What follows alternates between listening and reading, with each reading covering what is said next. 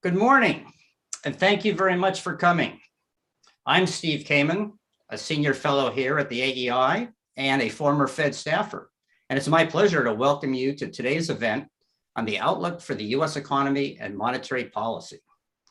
As you're all well aware, in the spring of last year, the Federal Reserve pulled out all the stops in response to the threat posed by the COVID-19 pandemic, which plunged the economy into its deepest post-war recession and sent unemployment to nearly 15%.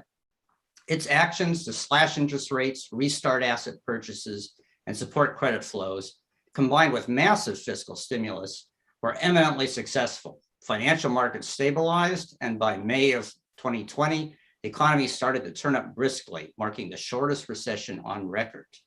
Today, with the economic recovery well underway and unemployment trending down, the Fed faces a different and less scary issue: when and how quickly to withdraw its extraordinary policy stimulus. On the one hand, employment remains 5 million below its pre-COVID peak. Many that are still out of work are losing their enhanced federal unemployment benefits, and the Delta variant could disrupt the course of the recovery. On the other hand, inflation is hitting its highest levels in more than 3 decades. Real estate and stock prices are soaring to new records, and credit spreads for new borrowing are at razor-thin margins. And on the third hand, profound questions remain for the longer term about how the Fed's going to implement its new flexible average inflation targeting strategy and how it will coordinate its interest rate and balance sheet policies. So how is the Fed going to navigate through these uncharted waters? We are extremely fortunate to be able to feature this morning remarks by a real live member of the Federal Open Market Committee, or FOMC, President Esther George, along with discussions by 3 eminent economists with vast policy-making experience. So President George joined the Fed here in Washington, D.C. in 1982 and spent much of her career in bank supervision. In 2011, she was appointed president and CEO of the Federal Reserve Bank of Kansas City, where she leads a workforce of close to 2,000 employees. President George oversees the supervision of nearly 1,000 banks within her district and leads the development of FedNow, which will provide real-time payments capacity 24 hours a day, 7 days a week. As her district's representative on the FOMC in Washington, President George provides a perspective in monetary policy deliberations informed by her long experience as a banking supervisor, as well as regular contacts with the region's business leaders, workers, financial institutions, and community leaders. Finally, President George hosts the annual Jackson Hole Economic Policy Symposium, which brings together international central bankers, researchers, and policymakers in the most beautiful setting on planet Earth. Having had the honor and pleasure of attending 8 of those meetings, I can tell you that she does a fantastic job creating an environment that encourages frank, well-informed, and probing discussions of the critical issues facing the US and global economy. After President George's speech, we'll be joined by 3 discussants who will provide their perspectives on the Fed's policy challenges. In the order in which they'll speak, they are Stephen G. Cecchetti, who's the Rosen Chair in International Finance at the Brandeis International Business School. Among many other activities, from 2008 to 2013, Professor Cecchetti headed the Monetary and Economic Department at the Bank for International Settlements, or BIS. From 97 to 99, he was the Executive Vice President and Director of Research at the Federal Reserve Bank in New York. And from 92 to 2001, he edited the Journal of Money, Credit, and Banking. Next, Jason Furman is the Edna Professor of the Practice of Economic Policy at Harvard University, as well as non-resident senior fellow at the Peterson Institute for International Economics. This followed 8 years as a top economic advisor to President Obama, including serving as chairman of the Council of Economic Advisors from 2013 to 2017. Among many other activities, Professor Furman worked on economic policy during the Clinton administration and also headed the Hamilton Project at Brookings. Finally, Desmond Lachman is a senior fellow and colleague of mine at the AEI. Before that, he was managing director and chief emerging market economic strategist at Solomon Smith Barney. And previously, he was a deputy director in the IMF's Policy Development and Review Department. If you have any questions that you'd like to address to our participants, can you please submit them submit them as indicated on your screen. And so finally, and without further ado, I'd like to give the floor over to President George to begin our discussion this morning. Welcome and thank you for participating. Well, thank you, Steve. It's good to see you again, and I appreciate the invitation to be part of this forum today. I look forward to this morning's conversation with these very distinguished panelists that you've assembled here. Let me start by saying when the pandemic took hold and widespread shutdowns were adopted in the spring of 2020, I think it was immediately apparent to everyone that the hit to economic activity was going to be enormous. Less certain, of course, was how long the shock was going to persist. Many workplaces, including my own, sent people home with the assumption that things would return to normal within a few weeks. And of course, now, a year and a half later, normal remains on the horizon. With the 2020 recession both being the deepest and the shortest on record, the economy has bounced back sharply, while the return to normal continues to be the key dynamic shaping the economic outlook. In discussing the shocks to which the economy is now adjusting, I would include both the closures and disruptions that were associated with the pandemic, as well as the enormous fiscal and monetary policy response that followed. The pandemic shock disrupted the pattern of consumption by favoring goods over services. It also disrupted production, introducing frictions in labor markets and scrambling global supply chains. And the policy response led to a spike in household savings as fiscal deficits funded transfer payments and to a doubling of the Fed's balance sheet. In many cases, these shocks, both the pandemic and the policy reaction, were offsetting as closures, the disruptions associated with the pandemic, as well as the enormous fiscal policy response that followed.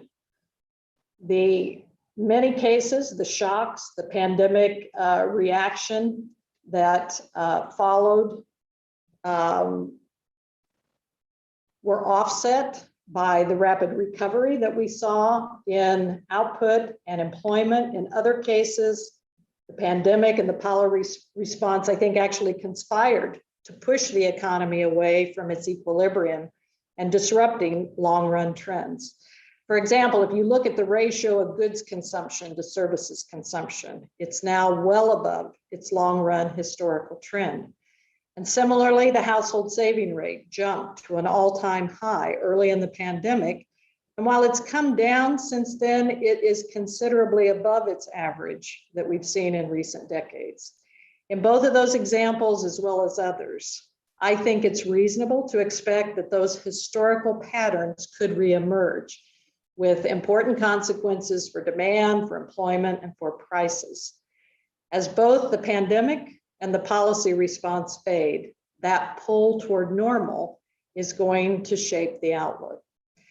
So that said, while I'm comfortable suggesting that the economy has not returned to normal yet, I certainly would not be comfortable suggesting that I know what a normal economy is going to end up looking like at some point. Normal is likely to be elusive for some time.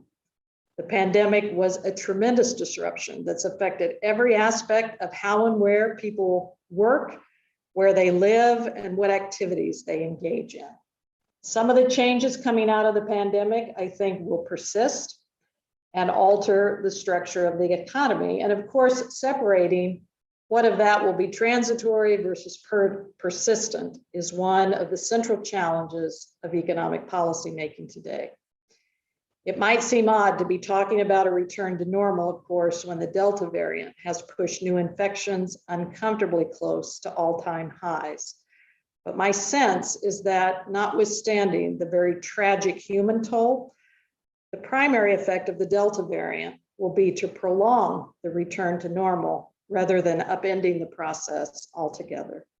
So what I thought I'd do in the remainder of my time is talk about some of the key normalization dynamics that I'll be watching in the economy Overall, I see those dynamics as supporting a continued strong recovery with further gains in employment, while simultaneously relieving some, though I should say not all, of the price pressures that have elevated inflation in recent months. I'll also talk a bit about the outlook for monetary policy and offer some thoughts on what policy normalization might look like and how the decisions of the FOMC might shape that process. So let me turn to the outlook. One dynamic that I think is likely to shape the outlook is the reemergence of some long-standing patterns of consumption, particularly spending on goods relative to services. With the onset of the pandemic, we saw restrictions and consumer caution lead to sharp declines in the consumption of contact-intensive services, such as hotel accommodations, concerts, restaurants, even as homebound consumers ramped up spending on goods. And while services remains a far larger component of consumption than goods, their relative share has declined. For example, if you look at the second quarter, consumers purchased $1.80 worth of services for every dollar of goods, which is far less than the $2.20 they spent on average in the years leading up to the pandemic. Over time, as the pandemic's grip wanes, I expect old patterns to reemerge. As people go back to theaters, conference goers resume travel, and the Jackson Hole Symposium returns to Jackson Hole, for example. This return to normal will pivot consumption back towards services and away from goods. That rotation, I think, is going to be important for further improvements in the labor market. Service sector jobs, particularly in leisure and hospitality and healthcare, represent the overwhelming majority of the over 5 million jobs that have yet to return following the dramatic loss of jobs in March and April of last year. I expect a return of services consumption to lead to further strong job gains, with the caveat that the Delta variant could delay this rebound. That pivot towards services could also take some pressure off the red-hot goods market. Strong demand for durable goods, exacerbated by supply chain difficulties, has been an important contributor to the overall rise in inflation. Over the past year, durable goods prices have increased 7%, the first sustained break in over a 20-year trend of declining prices in that category. Automobiles, both new and used, have been an important part of that increase, but the prices for other goods, things like household appliances and recreational equipment, have also moved up sharply. So as consumption rotates from goods to services, some of the pressure should ease for overstretched goods demand, even as services growth continues to support the overall recovery in the economy. And while I expect an easing in the demand for goods and a loosening of bottlenecks to relieve some of the pressure on prices, the data do offer us a note of caution, I think. In particular, recent months have seen a rebound in previously depressed services prices, even as goods prices remain elevated. So for example, prices for hotel accommodations that we see in the index of personal consumption expenditures, or PCE, are now 9% above pre-pandemic levels, even though spending on hotel rooms remains 16% below where it was prior to the pandemic. Earlier this year, PCE inflation was recording record levels of dispersion across categories of consumption. For example, in February, categories that represented 16% of PCE expenditures were reporting inflation far in excess of average, mostly goods, whereas 26% of expenditures recorded extraordinarily low inflation, of course, mostly in services. By June, the percent of expenditures with well below average inflation had fallen to just 5%. While 51% of expenditures recorded price increases far above recent trend. That is to say that a shift in demand towards services, I think, could help ease inflation pressures. But if we're going to see a sustained step down in inflation, it likely will also require a stabilization in those services prices. So why are prices for services increasing rapidly, even as demand remains weak? When I talk to contacts in my district, a common explanation is the lack of available labor. Without workers, supply has been curtailed and prices rise. The labor shortage has developed as over 5 million fewer people are employed relative to before the pandemic. And in large part, the current tightness of labor markets reflect a dramatic decline in labor force participation that developed at the start of the pandemic and frankly has shown little improvement since. Despite the persistence of the decline in labor force participation, I think the pandemic shock remains behind a large part of the decline, with the likelihood of workers coming back as we see those pandemic-induced frictions fade, including getting rid of some of this concern over the safety of returning to work, as well as things like disruptions in childcare arrangements. The pandemic shock, as we know, has also led many women to leave the labor force, disproportionately women of color without college degrees. The absence of these workers from the labor force is continuing to contribute to labor shortages in some services industry. Difficulty in obtaining childcare, I think, explains some of the decline in participation. And to that point, tellingly, we see employment in daycare centers remaining 10% below pre-pandemic levels, suggesting that capacity in this important industry also remains impaired. So as the pandemic fades, a normalization of childcare could bring these workers back into the workforce, supporting growth, increasing employment, and again, alleviating some of the labor shortages that could be contributing to price increases. I'd point out another dynamic that's contributing to the fall in labor force participation, and that's been the increase in the proportion of the population reporting being retired. Interestingly, research by my staff here at the Kansas City Fed has shown that the rise in reported retirement does not reflect an increase in the transition of workers into retirement, but rather a sharp decrease in the typical flow of retirees back into the workforce. Before the pandemic, every month, a substantial number of retirees reported returning to work. So it's possible that increased health concerns during the pandemic have disrupted this flow. Here again, as the pandemic fades, it might be reasonable for this flow to once again reemerge, adding workers to the labor force and further alleviating worker shortages. All in all, my expectation is that a return to historical patterns of consumption with a renewed emphasis on services and a recovery in labor force participation with a return of childcare and decreased health concerns will contribute to my outlook for continued growth, less binding constraints, and moderating inflation. Of course, no outlook is complete without talking about the risk around that outlook. And of course, today, I think the continued presence of the pandemic would be at the top of my list. Importantly, the effects of the upsurge in new cases could be as pronounced for supply as for demand, prolonging the tightness of the economy and maintaining upward pressure on prices. Renewed concern over the virus could impede the recovery in services consumption such that demand remains directed towards sectors of the economy that are already near capacity and away from those sectors that have available slack. The surge in the virus could also delay the normalization of the labor market, particularly if schools and childcare are once again disrupted. Aside from the economic threats associated with the pandemic, the high level of household savings contributes to an additional element of certainty to this outlook. Estimates suggest that the stockpile of household savings has increased by close to $2.5 trillion.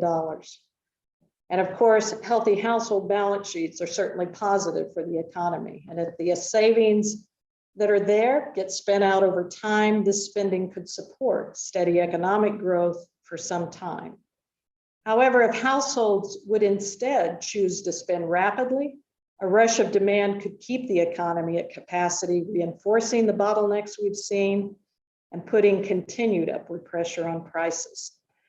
Households have a lot of firepower, and if and how quickly they choose to spend will be an important factor in how tight the economy remains. Of course, whether consumers choose to spend or save is a decision directly impacted by monetary policy. So the speed at which any excess household saving is spent down is, of course, not independent of our policy decisions. So let me turn to some thoughts on the outlook for monetary policy. Since last December, the FOMC has stated that it expects to keep the policy rate near zero until the labor market has reached levels consistent with maximum employment and inflation has risen to 2% and is on track to moderately exceed 2% for some time. The FOMC also expects to maintain its purchases of treasuries and mortgage-backed securities until substantial further progress has been made toward these employment and inflation goals. My own view is that the criteria for substantial further progress have been met, with inflation running well above our target and the unemployment rate at 5.2%, down some 1.5 percentage points relative to December. Under these conditions, the rationale for continuing to add to our asset holdings each month has waned, and signaling that we will soon consider bringing our asset purchases to an end is appropriate. While recent public focus has been on the timeline for tapering asset purchases, the cumulative effect of those purchases is arguably the more substantive force acting on the economy. Since March of last year, the Federal Reserve has purchased more than $4 trillion of securities, pushing our total asset holdings to nearly $8.5 trillion. These asset holdings are depressing longer-term interest rates, most relevant for households and businesses, and thereby providing a significant amount of accommodation. And importantly, this accommodation is going to persist even when tapering is complete. As the adjustment of our asset purchases gets underway, the focus of attention, of course, is going to naturally shift to the path of the policy rate. But the ongoing effects of those asset purchases alongside the presence of both upside and downside risk will complicate the task of judging the achievement of criteria for raising rates. One could argue that today's inflation dynamics are likely to keep inflation moderately above 2% for some time, as the guidance suggests, and certainly align with the committee's threshold criteria. On the other hand, the criteria for judging maximum employment are murkier. While it's clear that we remain far from the historic low levels of unemployment that we saw pre-pandemic, to me, it is less clear that that benchmark is going to be the best guidepost in the current expansion. As I discussed, the pandemic introduced a number of frictions into our labor markets.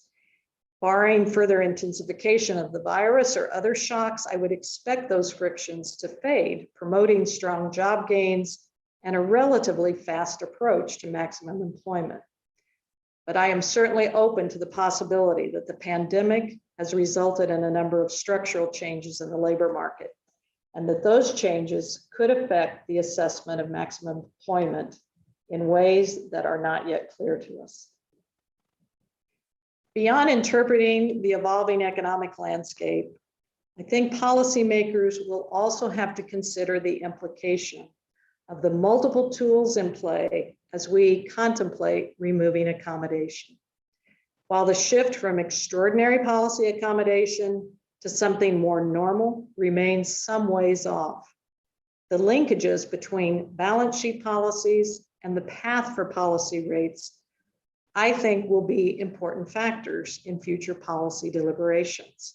All else equal, maintaining a larger normal balance sheet should imply a higher normal terminal policy rate, as higher policy rates are needed to offset the stimulative effect of the balance sheet's continued downward pressure on longer-term interest rates. Given the likely trade-offs between the policy rate and the size and composition of the balance sheet, as we move toward equilibrium, several factors could affect policymakers' decisions. For example, one question that might be considered is where along the yield curve would we prefer the most policy space, at the long end or at the short end. If the zero lower bound is thought to be a costly constraint on policy, there might be an advantage to pushing toward a higher neutral policy rate, arguing for maintaining a relatively large balance sheet weighted toward long maturity assets. The accommodation provided by our balance sheet in this case will have to be offset by higher policy rates, which in turn would provide us with more space to cut rates in a downturn. We might also want to consider the rationale for a smaller balance sheet, or at least shifting toward one with shorter maturity assets with a lower neutral policy rate. One rationale might be a desire to decrease our footprint in financial markets. Another is that we might be concerned about the slope of the yield curve. Raising rates while maintaining a large, long maturity balance sheet is a recipe for inverting the yield curve with potential negative effects, for example, traditional banking models. Now, commentators often discount the effect of an inverted yield curve on banks, arguing that net interest margins are only weakly correlated with bank profitability. And I think that's true for the largest banks, but it is not true for small banks. An inverted yield curve is a particular headwind for community banks, promoting further consolidation in that sector and undermining the critical role that those banks play in terms of local access to credit and economic development. So let me wrap up, Steve, by saying, as the economy recovers from this pandemic shock, its path is likely to confound our assumptions about what a return to normal might look like. And I think the same is going to be true for monetary policy normalization. Both point to a long and a difficult process ahead as the economy heals and the stance of monetary policy responds. Thank you. Esther, thank you so much for that excellent review of kind of like the issues affecting both our economy and our monetary policy. I have to say you've provided a huge amount of food for thought, not only about these complex issues involving the interaction of supply and demand as our recovery proceeds, but also these longer term issues of the interaction between balance sheet policies and interest rate policies that I fondly remember from back when I was at the Fed. And I'm not surprised to see are ongoing with plenty of analysis going on. But with that, I'd like to turn to our discussants to kind of like provide their views on some of the issues that you've touched upon, starting with Professor Steve Cecchetti. Thanks very much. Let me share my screen. There we go. So first, let me thank you and the AEI for inviting me to participate in this event. I want to make several comments focusing primarily on the Federal Reserve's strategy, and that's now a year old. To start, my reading of the strategy announced in last August is that it incorporates two key changes. President George mentioned these in passing. The first is flexible average inflation targeting, which I like to call FATE. And the second is a move to what I'll refer to as the patient shortfall strategy. FATE represents a move in the direction of price level targeting, where the FOMC intends to make up for past inflation misses, while the patient shortfall strategy is an approach that's embedded in the shift from focusing on deviations to shortfalls. This one change in one word, I think, is really pretty important. And that conveys a willingness to act preemptively against inflation, an unwillingness to act preemptively against inflation in the short term. Now, to be effective, the FOMC needs to explain what these two changes mean for the determinants of policy. And for example, here in the case of FATE, it implies that the FOMC's short-term inflation objective is going to change over time in a way that everyone understands. How exactly is it changing? And we need some details, I think, that are currently missing. Observers may worry about further changes of strategy whenever inflation veers significantly away from the long-run average inflation target. And similarly, having downgraded the role of the labor force as a predictor of inflation and promised patience, policymakers will need to explain how it aims to control inflation going forward. I just want to emphasize that I don't disagree in principle with what's going on. It's a question of information at this point. Now, I've done some simple calculations to try and compare the practical importance of these two strategic shifts. This chart shows the results of these basic calculations. I take the observed inflation and unemployment readings since 1995 as given for each of the three strategies, patient shortfall, the fate rule, and a combination of the two. And in each case, the chart plots the deviations of the Fed policy rate from that of a simpler Taylor rule. And looking at the detail, the gray shaded area shows the consequences of shortfall rule. And this reflects the consequence of reacting only to unemployment when it is above the current estimate of U star or a natural rate. The fate rule, shown as the yellow diamonds, varies from the simple rule by altering the target of inflation. And instead of a fixed 2% target, under fate, the inflation target varies by an amount that's required to return average inflation to 2% over the full targeting period. There you have to make a choice. And my targeting period here is 10 years. I'm looking back 5 and forward 5. And what you can see from the chart is that the patient shortfall strategy accounts for about 2/3 of the difference. So it's actually way more important. So I think in thinking about what people are doing, I think about that. Now, another way to state the new strategy is that the Fed is committed to be late in tightening policy, waiting until they're sure that inflation is above their longer-term goal before tightening. And the question then is how late and how much above. Now, I've been rather blasé about inflation risks until a few months ago.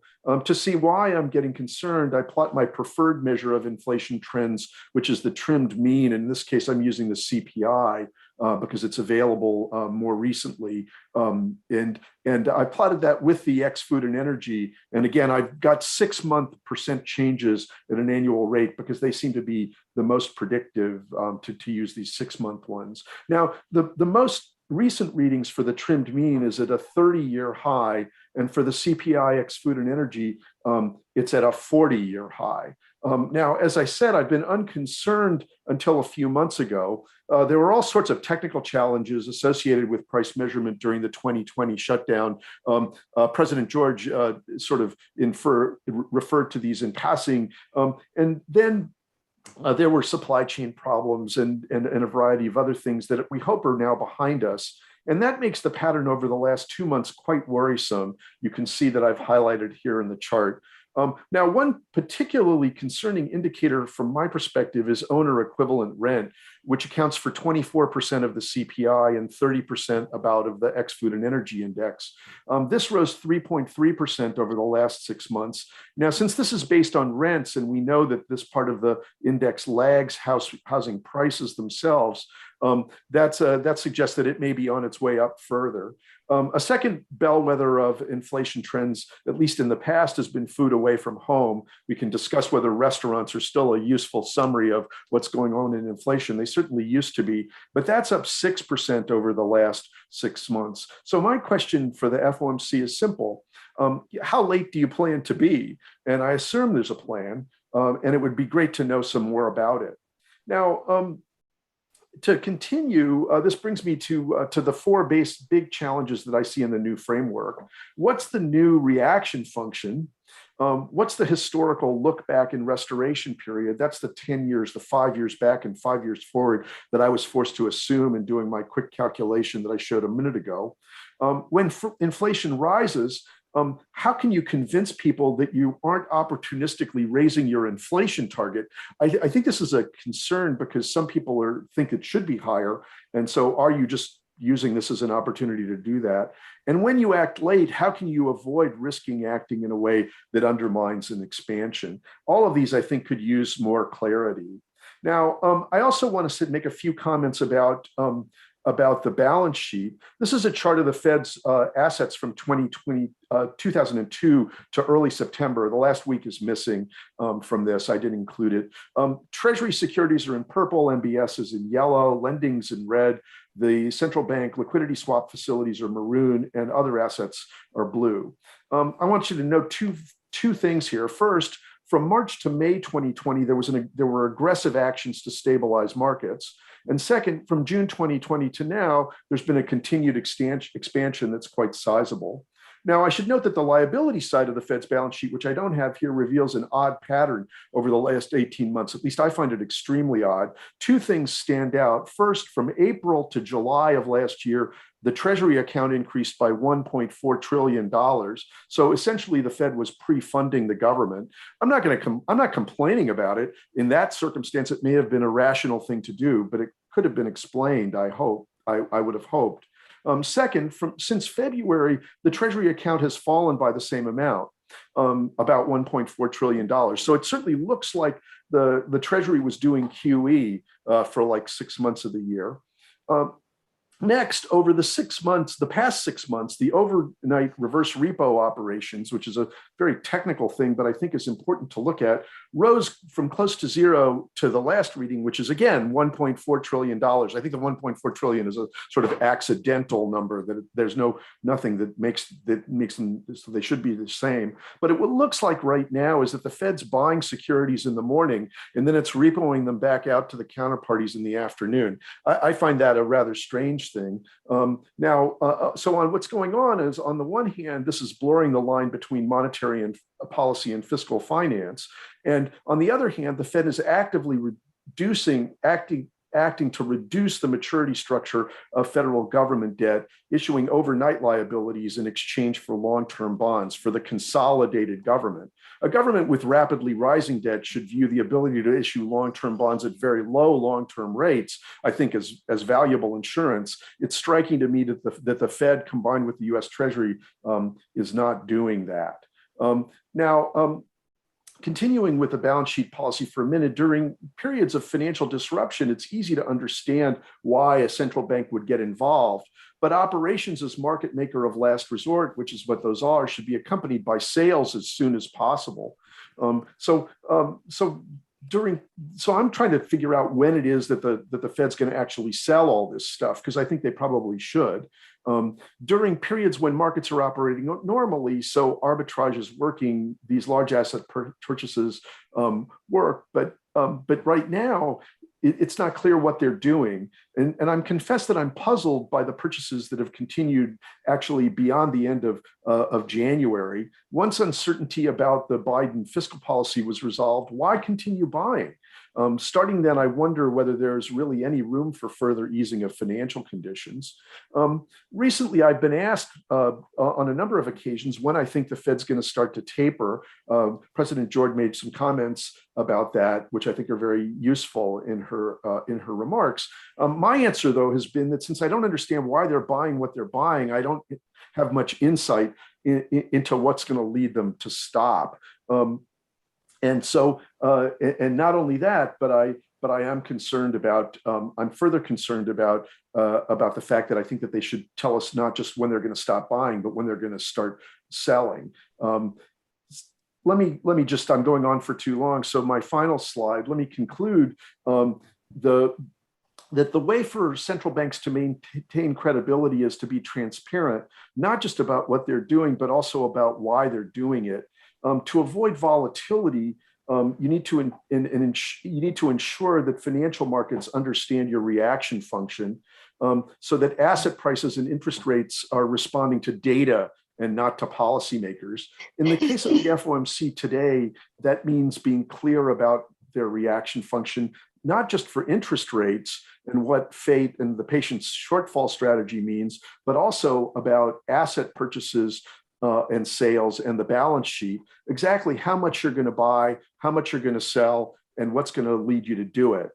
Successful policy, as I said, policy that's transparent and credible is going to contain inflation expectations and limit the need for disruption on the part of policymakers at the same time that it avoids unnecessary volatility in markets. And I'll stop there. Thank you very much. Thank you very much, Steve. Much food for thought there as well. And I look forward to Esther answering all of the many difficult questions that you have posed. But that may not be enough for her. She may need more difficult questions.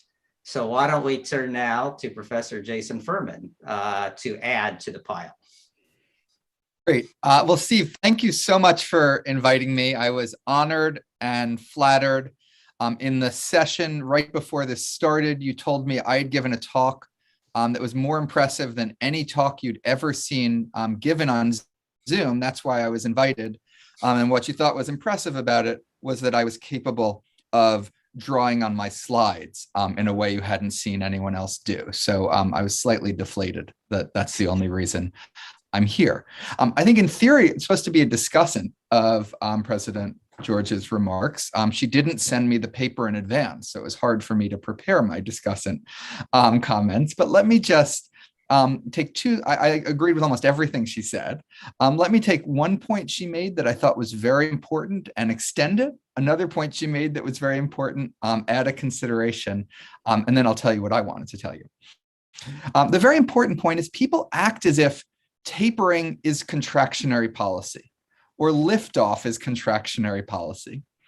To use very technical terms, the way I'd think about it is policy right now is very, very, very expansionary.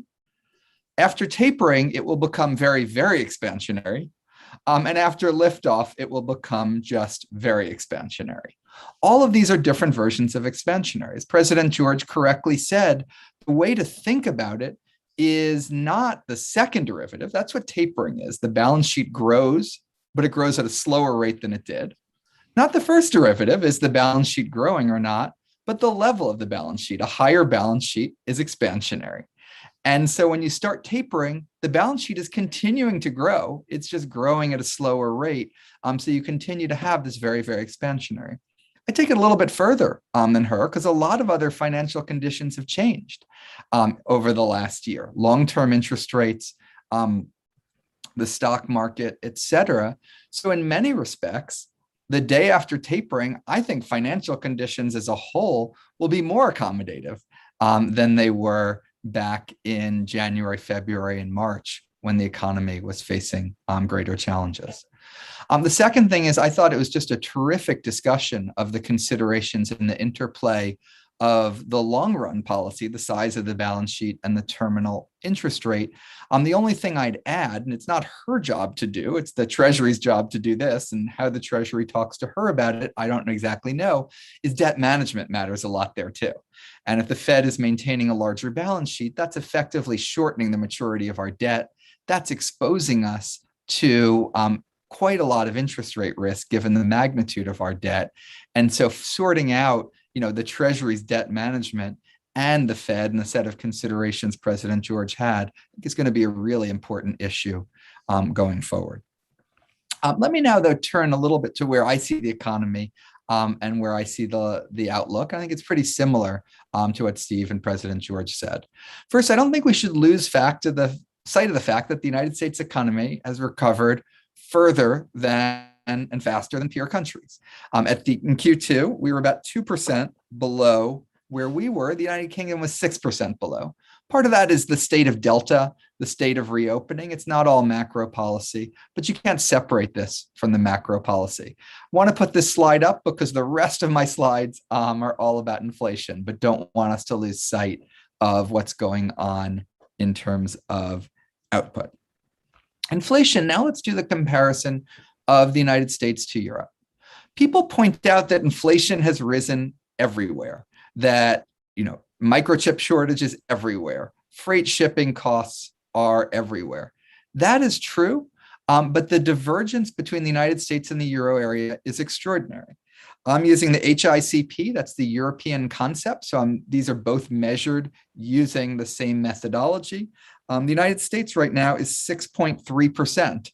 and Europe is 3.0% after they were pretty similar for the previous several years. Why the large divergence? I think the simplest way to think about it is they're both being affected by all the supply shortages, bottlenecks, reopening in a similar way. But in the United States, there's much more demand than there is in the Euro area, for better, as we saw on the previous slide, and for worse, as we see on this slide. And for projecting inflation, we want to think that those supply side bottlenecks are going to resolve themselves. We want to think harder about what's going to happen to demand going forward. Just stepping back, forecasters have just done an abysmal job this past year. I think in a way, this is the survey of professional forecasters. Forecasting 1.8 or 2.3% inflation, that's sort of forgivable.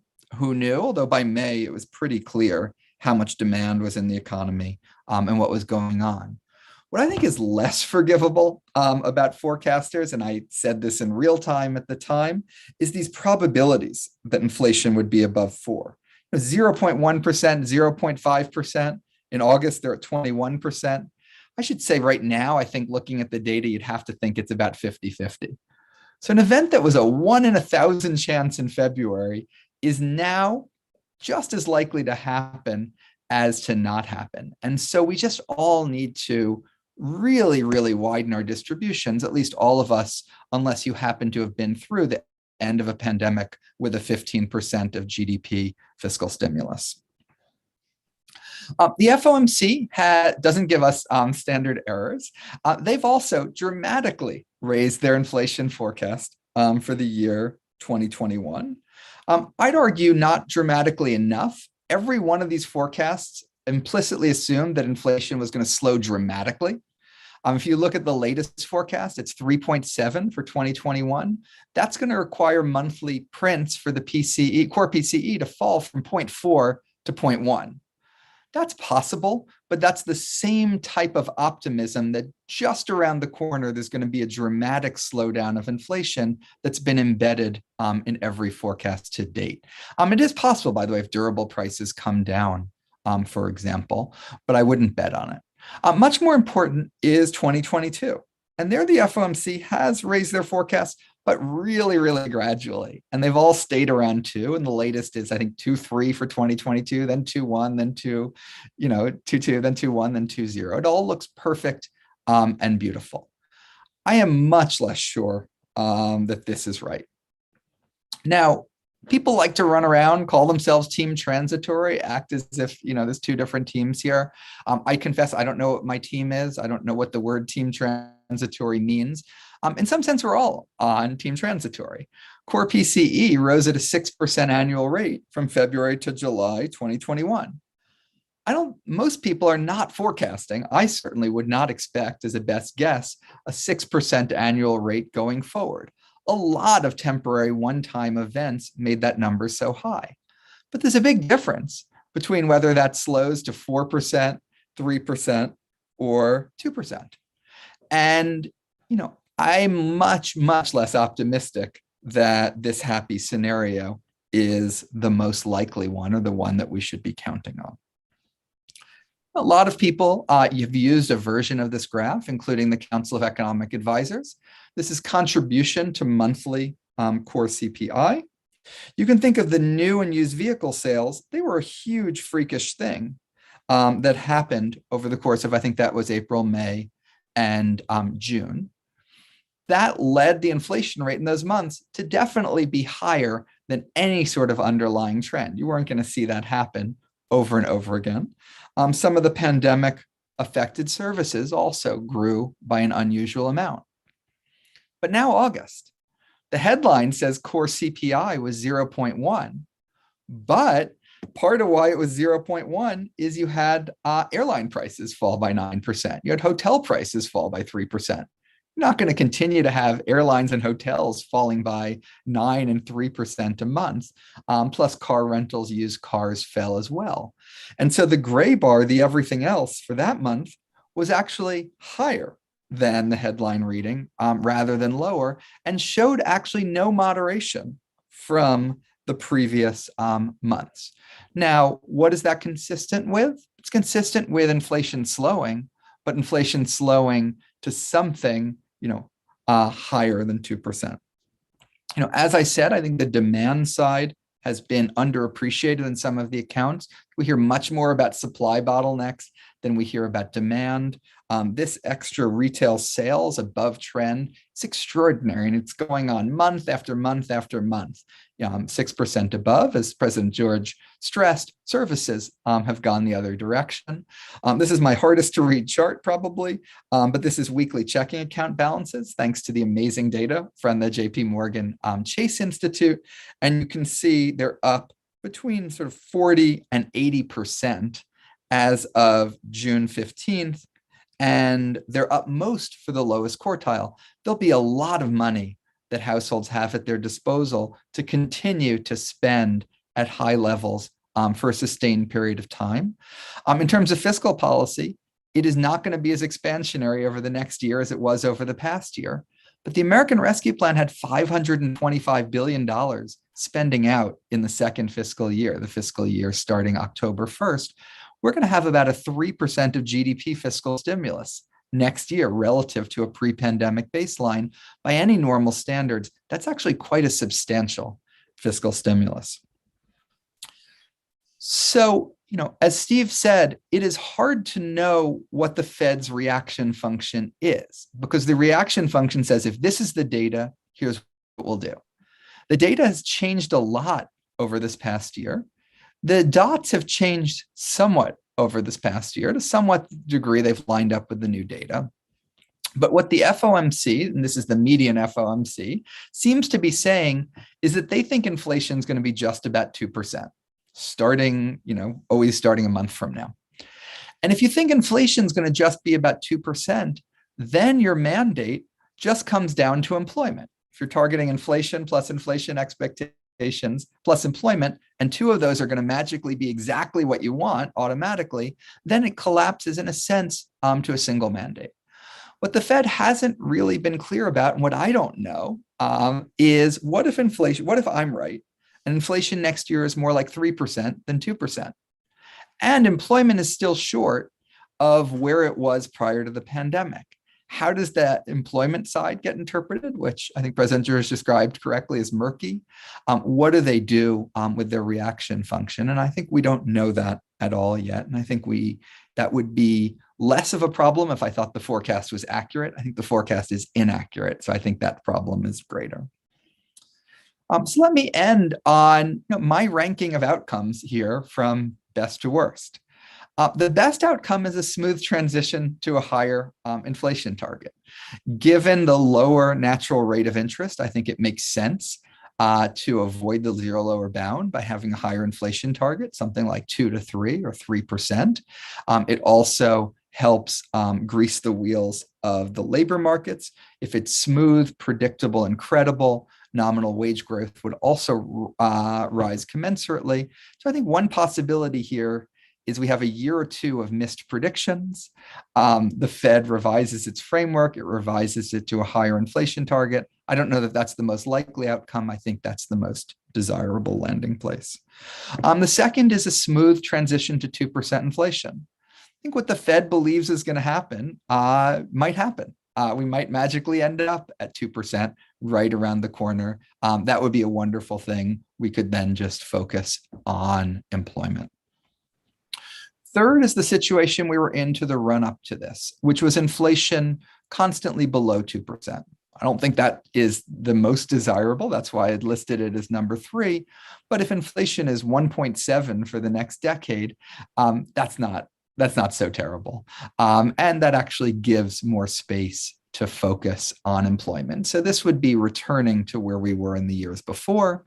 Then we get to the things we'd worry about. Inflation sustained above 4%. Remember how embarrassing those forecasters were with their 1 in 1,000 chance of 4% inflation this year. I'm not going to say a 1 in 1,000% chance of 4% inflation next year. It could happen. It could easily happen. You could have wage price spirals. You could have more happening in shelter. There's many different ways to get ourselves. I think that would be a reasonably unpleasant place to be in terms of creating a lot of uncertainty, confiscating real wages from people and the like. And probably the worst is that the only way to get back to 2%, if the Fed decides they don't like a higher inflation target, if inflation ends up even above where I would target it, is the Phillips curve has been pretty flat. Might take something quite large and dramatic for the Fed to show people that it really wants to keep inflation anchored at 2 if it spends a couple of years well above it. So having in the back of your head, what those outcomes are, both consistent with what the Fed has said already and how that might evolve over time, I think is important. And thanks for including me in this discussion. Thank you very much, Jason. And yeah, excellent presentation showing that you don't need to be a central banker in order to make interesting and thoughtful comments about monetary policy. Let me congratulate you, especially on adopting the Fed staffer approach to measuring the impact of asset purchases, which is it's the stock, not the flow, that matters. So with that, I'd like to turn to our final discussant, my friend and colleague, Desmond Lachman, who will talk about some different things, actually. Thank you very much, Steve, and thank you very much, President George, for that wonderful introduction. And there's very much that I can agree with you in what you've said. You've given us a lot of food for thought. I agree with a lot of what you've said, but there's one basic thing that I found you omitted. And I find that listening to Fed speeches, it's surprising that very little is mentioned about that. And that is, it seems to me that the Fed, along with most academic economists, are ignoring the lessons of 2008, 2009, and they're basically ignoring the asset price bubbles that we've got in, not simply in the United States, but globally. And these strike me as meaning that what the Fed is doing is they're focusing too much on achieving short-term objectives, but what they're doing is they're mortgaging our future by creating these asset price bubbles. So let me just look at this asset price bubble issue in a little bit more detail.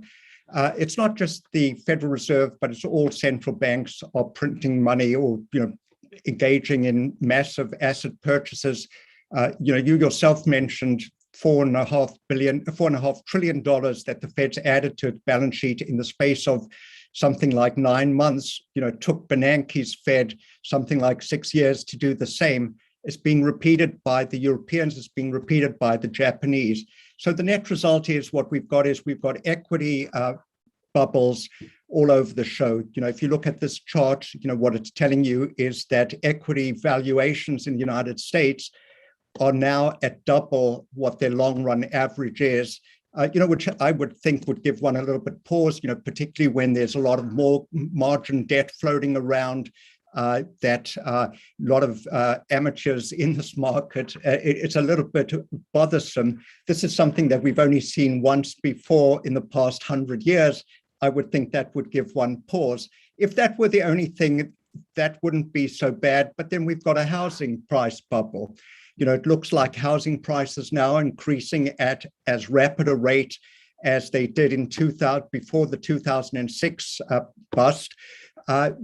We've now got house prices, according to this chart, it looks like it's something like at least a third above where we were in the peak in 2006. So we've got an equity price bubble, we've got a housing bubble, we've got housing bubbles in many, many parts of the world, the Canadas, the Australias, and so on. And then what frightens me even more is that we've got credit spreads on very risky products are at ridiculously low rates. So it looks to me that there's really bad lending going on, and that when rates normalize, this is going to be somewhat of a problem in financial markets in general. then we've got the whole story with the emerging markets. We've got them running up debt up to the wazoo. Their fundamentals look awful. So in short, what I'm saying is, what I'm surprised about is that there's very little discussion about asset price bubbles when these bubbles appear to me to be very much more pervasive than they were in 2008. So I'm not sure that I understand when you begin tapering and when you begin raising interest rates, that these bubbles don't burst, because these bubbles are already premised on the notion that interest rates stay low forever, that we're going to have growth that is going to be wonderful forever. That is not going to occur. And, to me, it looks like this is an accident waiting to happen. The other mistake that the Fed makes, but, what you said, President George, I very much agree with, you seem to be on the same kind of page, that we could be underestimating inflationary forces. We just see what's said before is inflation looks like it's at a 30-year high. What I'm concerned about is, you mentioned that too, is that there's been a huge amount of fiscal stimulus, something like 25% of GDP in 2 years. You've got a huge amount of pent-up savings that could add to demand. And then what occurs to me is that the Federal Reserve just keeps loosening monetary conditions, by pumping up asset prices, by pushing down long-term yields. This chart just shows that as the economy recovers, as we've got a huge amount of fiscal stimulus, what we've got monetary conditions getting easier. Or another way of looking at it is that interest rates are becoming progressively more negative. So we've got massive fiscal stimulus, we've got negative interest rates, we've got the economy, got a lot of supply side bottlenecks. And then, we've got the situation in the labor market where we've got job openings at record levels, exceeding the employment. So this looks like to me, the second leg that I worry about is that if the inflation turns out to be higher, the Fed's got to slam on the brakes.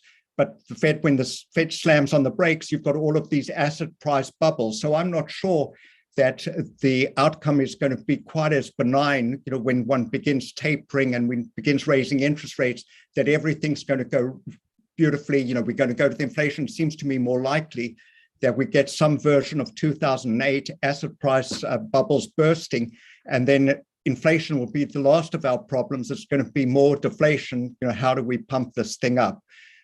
The last point I'd make is that, but this has been said in different ways before, I think the Fed's making mistakes by forgetting, Milton Friedman's famous dictum, that monetary policy operates with long and variable lags. If you wait to the inflation to occur before you tighten, if you don't anticipate, that things are tightening, we're going to be behind the curve, and that's going to put higher pressure on interest rates, which will cause the bubbles to burst. So I guess I'm not very optimistic. I think the Fed's played itself into a position where it's got pretty lousy policy options. That the way I see it is that the policy option the Fed's got is maintain an expansive monetary policy stance, and agree with what Professor Furman said, that when you begin tapering, you're still going to be pursuing a very expansive monetary policy, but that risks high inflation. It risks adding further froth to the markets, and that risks a particularly hard landing when monetary policy normalizes. The alternative is, let's just kick the can forward. Let's just be gradual about this whole thing. So you don't risk bursting the bubble right now, but you have a high problem later on. So in short, I guess what I'm trying to say is that I think we ignore the asset price bubbles and the credit market bubbles and the global dimension of this at our peril. That's it from me, Steve. Thank you very much, Desmond. And maybe if you, perfect. So thank you for kind of like fleshing out the financial and financial markets side of this issue. So, I've learned a lot from excellent presentations by not only President George, but our three discussants. And I have to say, I am getting the impression that this is not a time when Fed policy can be put on autopilot. The FOMC is actually going to have to earn their pay and make tough decisions in the year ahead. But what I'd like to now is offer the opportunity for President George to respond to any or all, though all would be a tough one, of the comments that our discussants have made. Yeah, So thank I'll turn you, the floor over to her. Yeah, I appreciate that. Let me just say a terrific set of comments. Each of you have touched on, I think, in very clear ways, the dynamics that face policymakers today. And no easy answers to any of those. But I guess if I could, a couple of things. I thought, Steve, your comments about what do we mean by our flexible average inflation targeting? How will we think about success in that? Is really to point back to this new framework. So the framework really was shaped by experiences of the past decade. We're in very different circumstances now. I continue to think that framework can serve us well, but the approaches that we'll have to take and how we align with that, I think you pointed out some of the challenges there. We did not choose a formula to articulate what our average inflation would be measured against. That is going to require continued communication about how we see inflation and where we think we're headed with that. So I thought those points were good. Your closing comments about what success should look like, absolutely agree with that. Jason, I think we can't forget, and I was glad you highlighted this, the amount of accommodation that has been put toward this economy. It certainly has resulted in the outcomes we've gotten, but I think when I look ahead to the path for policy adjustments, we have a long way to go because there will continue to be a lot of stimulus coming from our policy in doing that. How we forecast today, I think we are forecasting in a bit of a fog, and I suppose any policymaker anytime would say they're faced with uncertainty. You're obligated to look ahead through that, but I would judge just in my experience on this committee, this is a particularly high level of uncertainty because you're trying to judge a health issue and how that might be progressing, what its impact is on the economy. But the cost of being wrong, I think, really obligates you to look at several scenarios and say, what's the cost of being wrong around this particular forecast? And I'm very mindful of the importance of doing that. And then Desmond, I want to say your comments, I think, are a very good reminder to all of us, both about long run, that is certainly the focus, that we know policy has its big impact on the economy is in the long run. And of course, I am particularly attuned to these financial stability risks, having spent a good part of my career watching what happens, often not because we don't see these things, but because you can't time them or know what the particular triggers are. So I pay a lot of attention when the Federal Reserve Board puts out its financial stability report. And you saw the one that was issued this spring, pointed to a number of vulnerabilities that face our economy. Some you mentioned, stretched valuations. That, of course, is always the case when you have accommodative policy. You are creating different pricing of risk assets, and how you move toward a smooth exit is going to be ever challenging because, as you know, financial stability is an absolute condition for the committee being able to achieve its objectives. So Steve, I'll stop there. We could talk for many hours on all of these topics, but I'll turn it back to you. We could indeed. Thank you.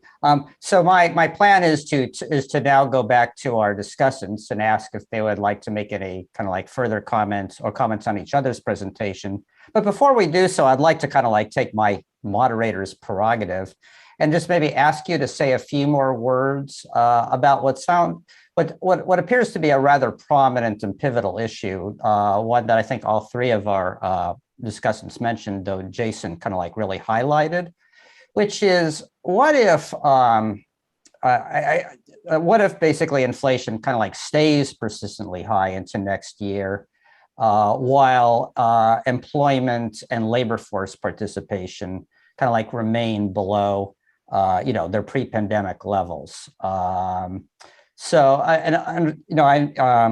Obviously, with these hypotheticals, Federal Reserve officials will always in public say, well, we'll have to look at the situation, look at the data as it comes in and make our judgments then. I understand that.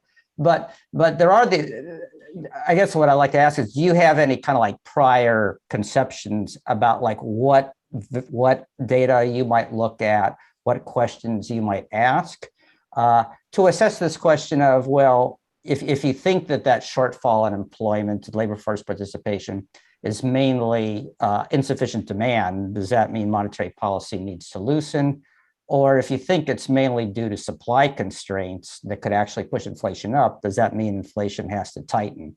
So I was just wondering if you could kind of like maybe at least free associate a little bit on that topic, like unfortunately I was just doing. Yeah, you're right. Policymakers will say, we'll see it. We'll know it when we see it.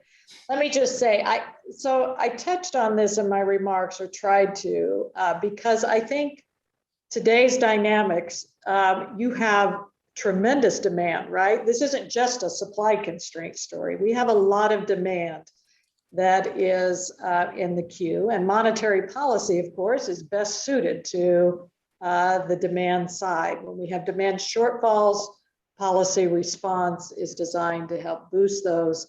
So in today's environment, when you're looking to see, is that demand, and our growth forecasts have come down somewhat as we've seen this upsurge in the virus. I continue to be reminded, Steve, that the path of the virus, this has become an old line now, but the path of the virus really has affected how the economy is unfolded. And as we begin to see the pressures on inflation, again, the last few months, they look like they've leveled out. We can pick and choose in categories to say, well, that's coming off. Some of the panelists have noted, yes, but you may get owner's equivalent rent beginning to push in the other direction. I think that will be a challenging time. And my own sense is this is why, given the amount of accommodation, moving sooner rather than later is appropriate. When you're in a period of high uncertainty, you need flexibility to be able to respond as you see that data come in. And where we are today is in what Jason called a very, very, very, I don't know how many derivatives of accommodated, but there's a lot. And that suggests that the communication that we're starting that process is important to me. Very good, thank you. I'd like to now ask whether any of our panelists would like to add some further thoughts, ask further questions, or perhaps viciously attack their fellow discussants. But if they don't, I'm going to call on Jason's shaking his head. Oh, Desmond, go ahead. No, I guess, what President George says, I noticed, that I do find somewhat of a disconnect between the financial stability report and the policies that are being pursued. I'm not sure that I understand why financial stability isn't given more priority in setting policies, because that's likely to affect the longer run outcome in terms of achieving the mandate on prices and employment. But I guess the question I've got is, if one does see that there's such strong pressure in the housing market, why does the Fed continue to buy $40 billion of mortgage-backed securities each month. Surely at a minimum, what one would do is, maybe you need to do the 120 billion, but why is one doing it in a way that seems to be encouraging excesses in a very important part of the economy? Steve, if I could respond to that particular question. Sure. While it might be my own personal preference that we would deal in a treasuries only kind of world, I would say that the purchases of mortgage-backed securities really reflects the broader operational process from the desk. So open market operations have for several decades included a mix of treasuries and mortgage backs. So the policy choice to use those is not around the allocation of credit. And personally, I would be concerned if we began to pivot and suggest that somehow we were fine-tuning those purchases to try to address a credit allocation issue. I think that's where the central bank has to be clear about what its objectives are for purchasing those assets. And certainly, I've heard that argument before. My own sense is these two asset types have been part of the mix in our desk operations for some time and not pivoting toward trying to affect credit allocation per se, fine-tuning those. Steve, did you want to pitch in here? Yeah, I mean, I'll make a couple of comments. Just there are a couple of things. I mean, the first one is that I think that I mean, just as a general statement is that I don't want to be very critical of what's going on. It's very hard to put yourself in somebody else's shoes, and I certainly understand that the side on which I believe you're erring is the right side on which to err at this point, which is to be overly expansionary, especially during the last year and a half. I think that it still would help us if there was a better explanation of the nature of the coordination between Federal Reserve balance sheet management and federal government debt management, which seem quite related in this circumstance, and also not unrelated to what Desmond was just saying, because I mean, this today happens to be a rather strange day in federal debt management, but for the reasons associated with the debt ceiling. But my casual impression is that the Fed is buying at least the rate right now that the Treasury is actually issuing on net.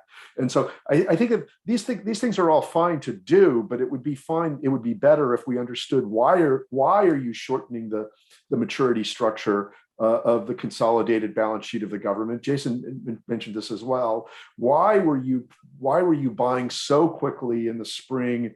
What was the coordination associated with the Treasury's runoff? Why did you continue to buy when the Treasury general account was running off? It's exactly the same thing. How is this all related to the overnight repo facility, which is now just jammed with stuff? And whereas in the implementation note from the meeting this week, you pointed out that you're increasing the counterparty credit limit, and that at the chair's discretion, there'll be further increases in the counterparty credit limit. So that number could go up even further. So that's the first point. I think that the second point I'll make is about is an answer to Steve's question about inflation. I mean, I think I look at inflation for sure. I also think, given Desmond had this great chart of job openings and the unemployed, which really, in looking at that chart, what I think about is a couple things. The first thing I think about is that there are, when I go and ask I still use some services. I do go out of my house, and when I ask people, they have trouble hiring people, right? I actually, I don't have very much hair, but it's still useful to have somebody cut it. And when they do cut my hair, I say, well, why aren't there very more people around here? And they say, because I can't hire anybody else. Okay, so that's one thing. The second thing is that the labor force participation rate has fallen. And so the labor force is actually probably in the range of about 1.25 to 1.5 million below where it was in the in what I like to think of as the before times. So I would look and say, are people coming back to work? Are people coming back into the labor force? Or is this continuing to put pressure on wages in service industries? And then on the other side, I would say I do look at rents and owner equivalent rent. Final comment, excuse me, is about financial stability policy. I'm actually a member of the European Systemic Risk Board right now, so I'm participating in European systemic risk policy. There, I think that we can continue to separate the resilience or policies that enhance resilience of the financial sector with monetary policy. Some of these bubbles that Desmond pointed to come regardless of what any policymaker might do, and it's hard for me to trace them to policymakers. What I want is a resilient system where when stuff happens, when people start to default, when asset prices start to fall, that that we have sufficient buffers. And here I think that we've done quite a lot in the last dozen years. I think more in some jurisdictions than others, and I would wish that the US would have a better system, a better governance structure in order for that. But that's not something the Federal Reserve can do anything about. Well, that was quite a lot there to digest. Unless Jason would like to break his vow of silence, and you can if you like, but you don't have to. I thought, did you want to say something, Jason? No, I'm enjoying the conversation. Okay, very good. So then let me turn back to President George and say, number one, you can respond to any or all of what Steve just said in our remaining 5 minutes. But I would like to just kind of like put perhaps another longer term question in front of you, which is, if you look at the Survey of Economic Projections, interest rates, both the median voter and frankly, even the hawkish voters dots on the dot plot, they're going up very slowly over the next 2 or 3 years, even though the projections seem to call for basically normal and, on target inflation and below equilibrium unemployment starting next year. So it kind of looks like we're back to low for long interest rates, or maybe now low forever interest rates.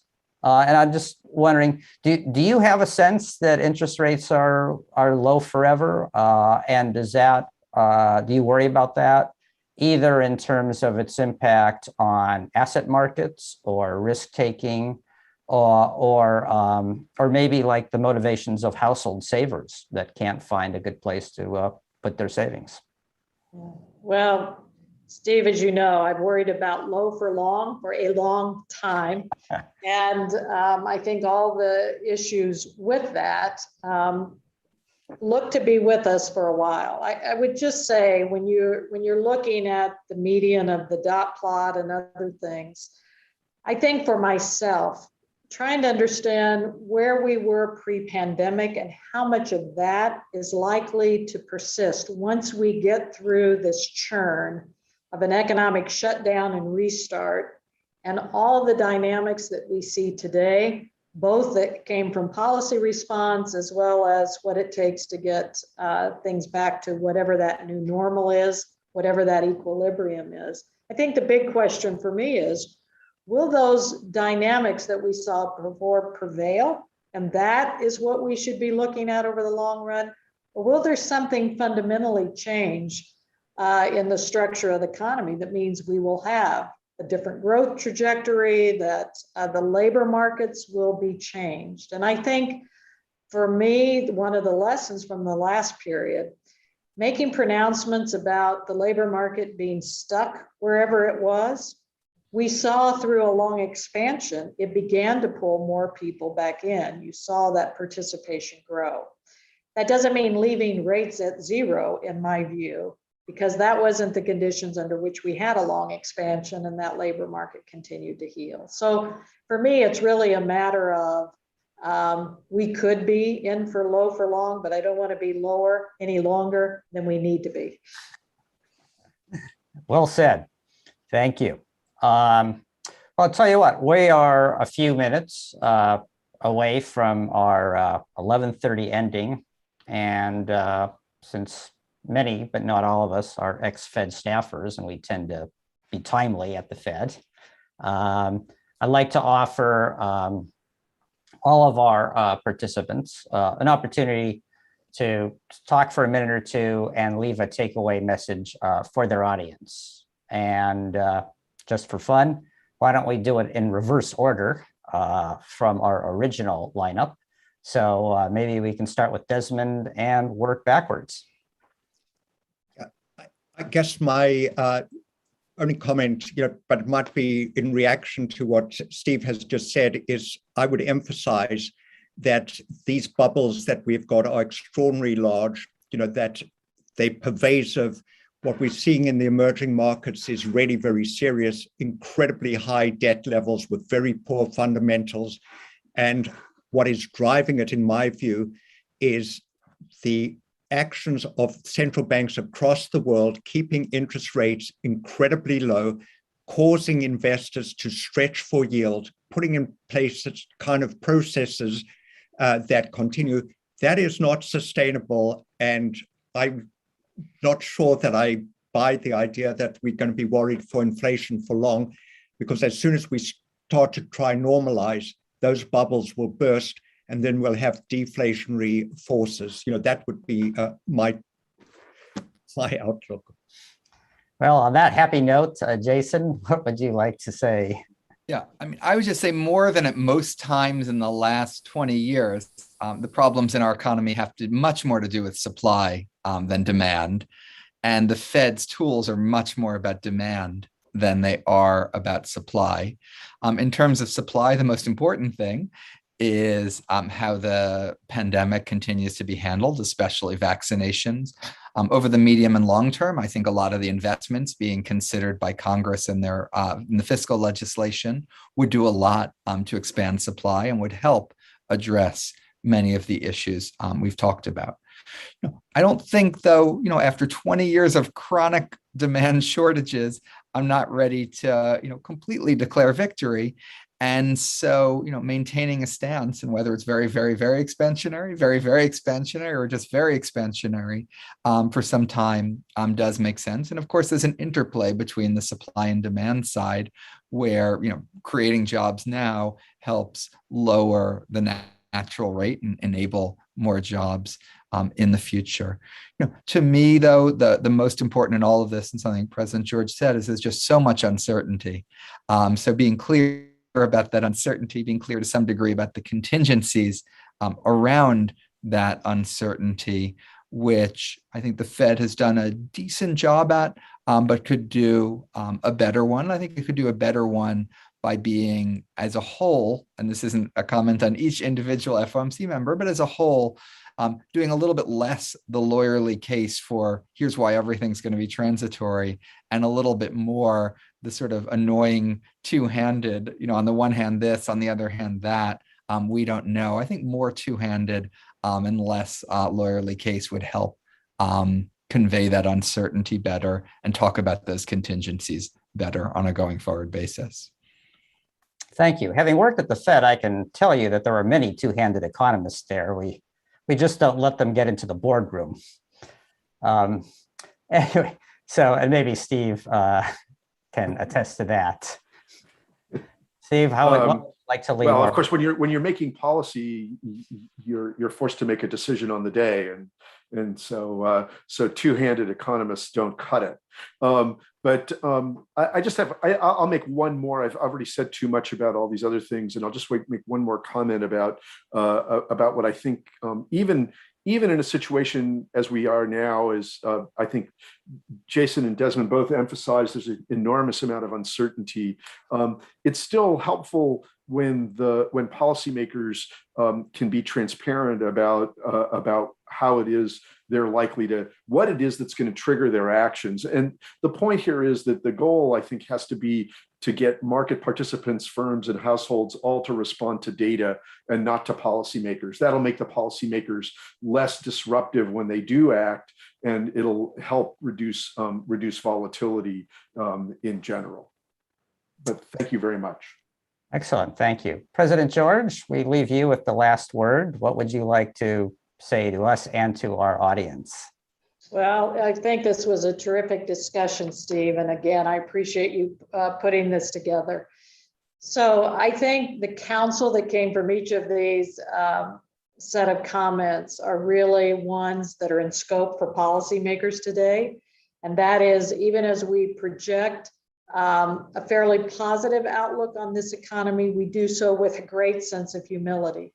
And I think given the uncertainty, it does put a premium on our communications and on being able to think about the range of scenarios that I think came up here today very clearly. So I'm hoping that as the virus fades, we will not only see better outcomes from public health, we'll see those begin to translate into how the economy unfolds, along with the policy response becoming clear along the way. So thank you again for having me. Well, thank you, President George, for attending and sharing your views with us. And thanks also to our discussants, Steve Cecchetti, Jason Furman, and Desmond Lachman. Greatly appreciate your input. And thanks to the audience for tuning in. And I wish you all and our audience a great weekend. Thank you very much.